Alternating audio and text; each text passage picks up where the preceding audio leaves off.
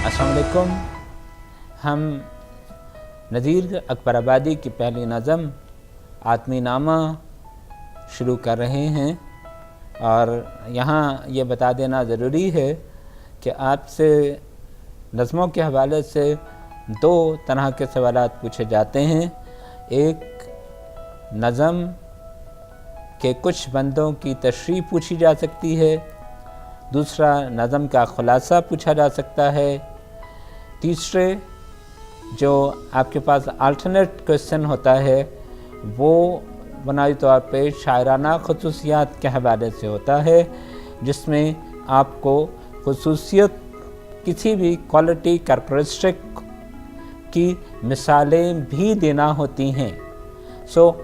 इस बात को ज़हन में रखिएगा कि आपको शायराना ख़ुसूसियात, शायर का नुक्ता नज़र, नज़म का नुक्ता नज़र और उसकी मिसालें, ये तीनों लिखना होती हैं। इसलिए आपसे ये उम्मीद की जाती है कि आप जब कोई नज़म भी पढ़ेंगे तो आप शायराना ख़ुसूसियात, नुक्ता नज़र और शायर जो बात कह रहा है, तीनों पर इज़हार ख़याल करने की इस्तात पैदा करेंगे। और हम तशरीह करते हुए, नज़म पढ़ाते हुए इसी बात को सामने लाएंगे कि ये नज़म नज़ीर के या किसी भी शायर के नुक्ता नज़र को किस तरह साबित करती है, और जो ख़ुसूसियात हमने आपको बताई हैं वो किस तरह इस नज़म में सामने आ रही हैं। और जब आप तशरीह लिखते हैं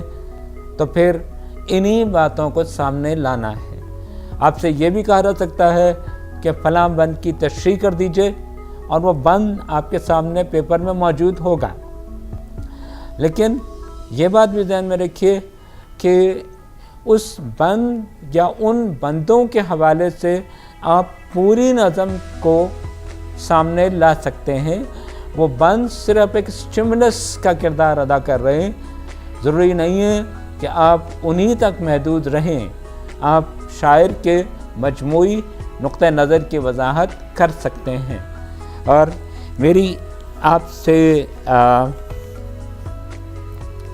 रिक्वेस्ट तो नहीं है, एडवाइस है कि जब आप किसी भी तशरीह को शुरू करते हैं तो शायर के हवाले से एक पैराग्राफ ज़रूर लिखिए। आपके पास 600 अल्फाज हैं, जिसको आपने किस तरह डिवाइड करना है ये अब आपकी अपनी मर्ज़ी होती है। हम ये कहते हैं कि अगर आप तशरीह वाला सवाल कर रहे हैं तो फिर 250, 350 या 200, 400 इस तरह की कोई डिवीज़न कर लीजिए। 400 अल्फाज की तशरीह लिखिए। 200 अल्फाज का जो उसका सेकंड पार्ट होता है, क्वेश्चन पेपर अगर अपने सामने रखिएगा तब आपको अंदाज़ा होगा कि मैं क्या बात कर रहा हूँ। तो दूसरा हिस्सा जो उसका होता है सवाल का, जो आम तौर पे शायर के नुक्ते नज़र या उसकी किसी एक या दो खूबियों के हवाले से उसी नज़म के बेसिक थॉट को डिस्कस कर रहा होता है। इन जवाबात की डिवीज़न ऑफ वर्ड्स आपकी है, लेकिन उस पर एक बहुत गहरी नज़र आपकी होनी चाहिए। आदमी नामा के हवाले से जब हम बात करते हैं तो फिर पहली बात उसकी फॉर्म या हैयत के हवाले से है। ये नज़म 19 बंदों पर मुश्तमिल है। मुखम्मस है। मुखम्मस 5 मिसरों पर मुश्तमिल इसका हर बंद होगा। इसकी रदीफ सो है वो भी आत्मी, हर 5वें मिसरे में दोहराई जा रही है। और जब आप तशरीह लिखेंगे तो ये इन्फॉर्मेशन अगर आप लिख देते हैं तो बेहतर है। और फिर इस नज़म की सबसे अहम ख़ुसूसियत इसमें सनत तज़ाद का इस्तेमाल है, comparison of the opposites. Nazir جو مثالیں دے رہا ہے وہ ایک دوسرے سے متضاد ہیں، ایک دوسرے سے الٹ ہیں، اور انہی مثالوں کے حوالے سے وہ اپنی بات زیادہ وضاحت سے پیش کر رہا ہے۔ یہ بات ہمارے لیے اہم ہے کہ نذیر نے اس نظم کو مؤثر بنانے کے لیے جو شاعرانہ خصوصیت استعمال کی ہے وہ صنعت تضاد کی ہے۔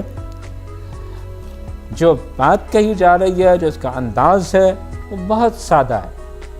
اس پوری نظم کو پڑھتے ہوئے 3-4 الفاظ سے زیادہ آپ کو مشکل نہیں لگیں گے۔ جو بات جو نذیر نے کہا ہے اس کو بہت آسانی سے سمجھ لیں گے، اور جو مثالیں نذیر دے رہا ہے وہ آج سے 200 سال پہلے بھی انڈرسٹینڈیبل تھیں، بلکہ بہت زیادہ انڈرسٹینڈیبل تھیں، اور آج بھی ہمیں اجنبی محسوس نہیں ہوتی۔ خاص طور پہ نذیر کے دور میں یا نذیر کے اپنے زمانے کے لوگوں نے ان کی ان مثالوں کو، ان کے اس اظہار کو بہت آسانی سے سمجھا ہوگا، ان کو کسی اجنبیت کا احساس نہیں ہوا ہوگا۔ اور پھر نذیر کا مشاہدہ کہ وہ ایک جو بات وہ کہہ رہا ہے وہ زندگی کا اتنا گہرا مشاہدہ ہے، وہ چیزیں کہ جو ہم دیکھتے ہیں اور نظر انداز کر دیتے ہیں، ہمارے سامنے موجود ہیں اور ہم اس کو پرسیو نہیں کر رہے۔ ہم جب آدمی نامہ پڑھیں گے، میرا خیال ہے 7واں بند ہے، اس میں یہ ان کی پرسپشن، ان کی ایکیوٹ آبزرویشن سامنے آ جائے گی۔ نذیر کا مشاہدہ زندگی کا بہت، اور وہ ہر پہلو کو دیکھ رہے ہیں، اچھا برا۔ اظہار، سادگی، مشاہدہ، یہ وہ چیزیں ہیں کہ جن کو لے کر یہ نظم آگے چلتی ہے اور متضاد مثالیں دیتی ہے۔ دیکھیے، جو میں نے ابھی آپ کو یہ بنیادی باتیں بتائیں، آپ کو جو بند بھی ملتا ہے تشریح کرنے کا اس نظم کے حوالے سے، اس میں شروع میں یہ ساری باتیں لکھنا آپ کے لیے فائدہ مند ہوگا۔ ایگزامنر کو احساس رہے گا کہ آپ کو نذیر کی اس نظم کی بنیادی مبادیات کا احساس ہے۔ نظم کا مرکزی خیال کیا ہے؟ اور یہ بھی ایک ایسی چیز ہے کہ نظم کا مرکزی خیال تشریح کرتے ہوئے لکھا جائے تو زیادہ بہتر رہتا ہے۔ آدمی نامہ، اس کی ردیف ہی اس کا مرکزی خیال ہے۔ ہے وہ بھی آدمی، یعنی انسان کچھ بھی ہو، وہ دراصل انسان ہے۔ انسان کی برابری یا اس کا اپنے باقی کسی بھی ایٹریبیوٹ سے پہلے صرف انسان ہونا، انسان سب سے پہلے انسان ہے، آدمی ہے، اس کے بعد وہ جو بھی ہے وہ ہے۔ مرکزی خیال انسان کی انسانیت ہے۔ دیکھیے، معاشرے نے، ہم نے انسانوں کو مختلف انداز میں تقسیم کر دیا۔ معاشی طور پر، اکنامکلی، معاشرتی طور پر۔ دیکھیں، معاشی طور پر کوئی امیر ہے، کوئی غریب ہے، کوئی دولت مند ہے، کوئی بہت مفلس ہے، کوئی بھکاری ہے۔ یہ معاشی تقسیم ہے۔ پھر ایک معاشرتی تقسیم ہے کہ کوئی معاشرے میں طاقت کا، اختیار کا مقام رکھتا ہے، کوئی حکمران ہے، کوئی رعایا ہے۔ تقسیم تو یہ بھی ہے۔ پھر ایک سماجی تقسیم ہے، لوگوں کے معزز مقبول ہونے کے حوالے سے، غیر مقبول ہونے کے حوالے سے، معاشرتی رہن سہن کے حوالے سے، پھر پیشوں کے حوالے سے، رنگ و نسل کے حوالے سے تقسیم موجود ہے۔ میں مذہب کے حوالے سے تقسیم کی بات نہیں کر رہا، وہ تو ہے ہی۔ یہ تقسیم، اور پھر ایک اور بھی کردار کے حوالے سے، کسی کے اچھے یا برے ہونے کے حوالے سے، یہ تمام ڈویژنز، یہ تمام لائنز معاشرے میں کھچی ہوئی، اور ہم آج بھی ان طبقات کے یا اس ڈویژنز کے قیدی ہیں۔ اور یہ بھی یاد رکھیے کہ نذیر کا معاشرہ تو ہم سے زیادہ بٹا ہوا معاشرہ ہے۔ بادشاہ اور غلام، بڑے چھوٹے،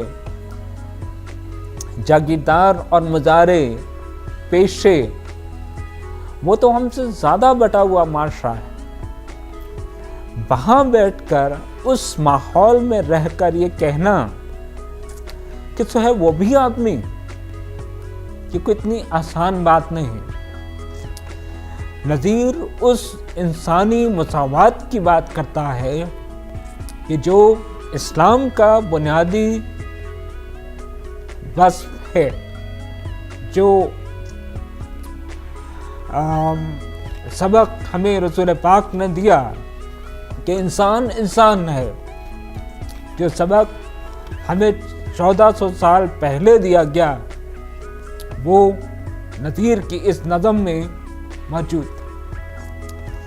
دیکھیے، نذیر جس معاشرے میں رہ رہا ہے وہ ہر طرح سے ڈیوائیڈڈ ہے۔ وہاں بیٹھ کے یہ کہنا کہ بادشاہ اور بھکاری برابر ہیں، دونوں انسان ہیں، یہ اتنی آسان بات نہیں تھی۔ ہم 21ویں صدی میں بیٹھ کے انسانی مساوات، human rights, equality of humanity کی بات کرتے ہیں، لیکن کیا یہ بات کہنا 200 سال پہلے آسان تھا؟ جب بادشاہیاں موجود ہیں، جب ہیومن رائٹس کا کوئی تصور ہے ہی نہیں کہیں پہ بھی۔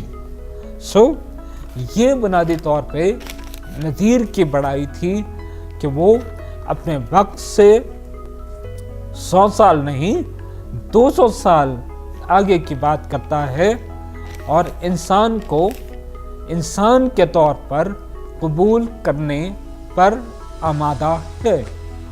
وہ پیشہ ہو، وہ طاقت ہو، وہ دولت ہو، وہ کردار ہو، کچھ بھی ہو، نذیر یہ کہتا ہے کہ سو ہے وہ بھی آدمی، اور وہ اپنے مشاہدے اور اپنے اظہار کے بنیاد پر مختلف زندگی کے پہلوؤں کو ہمارے سامنے لاتے ہوئے ایک ہی بات پیش کرتا چلا جاتا ہے کہ انسان اس دنیاوی طور پہ کسی طرح بھی بٹا ہوا ہو، کسی طبقے، کسی بھی سیکشن آف دا سوسائٹی سے متعلق ہو، جس کو معاشرہ معزز جانتا ہے یا کمتر جانتا ہے، اس کے باوجود وہ انسان ہے۔ مرکزی خیال اس نظم کا انسانی مساوات اور انسان کا بہرحال انسان ہونا ہے۔ بہت شکریہ، اللہ حافظ۔